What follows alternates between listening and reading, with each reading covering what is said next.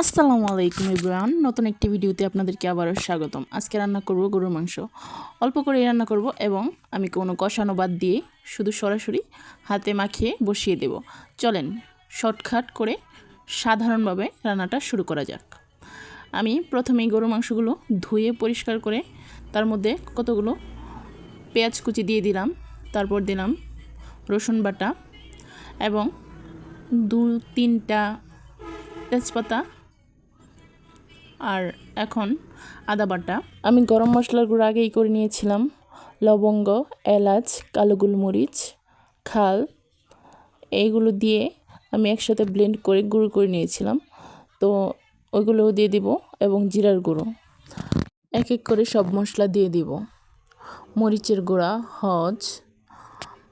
হলুদ, জিরার গুঁড়ো এবং তৈরি করে রাখা গরম মশলার গুঁড়োটুকু। তো এখন আমি দিয়ে দেব এর মধ্যে তেল, আর হ্যাঁ অবশ্যই হাতে সুন্দর করে মাখিয়ে নেবেন। লবণ পরিমাণ মতো আপনারা যতটুকু স্বাদ অনুযায়ী দরকার ততটুকু দিয়ে দিবেন। আর আরেকটা কথা বলে রাখি, যার মাংস যতটুকু সে পরিমাণে মশলা বাড়িয়ে কমিয়ে নেবেন। আমি এখন হাতে মাখিয়ে সম্পূর্ণ পানি দিয়ে দিলাম।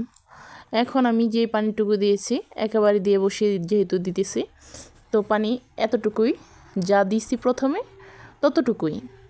তো এখন রান্না এই যে বসানো হয়েছে, শুধু মাঝখানে 2-1 বার করে নাড়া দিয়ে দিব, এই পর্যন্তই।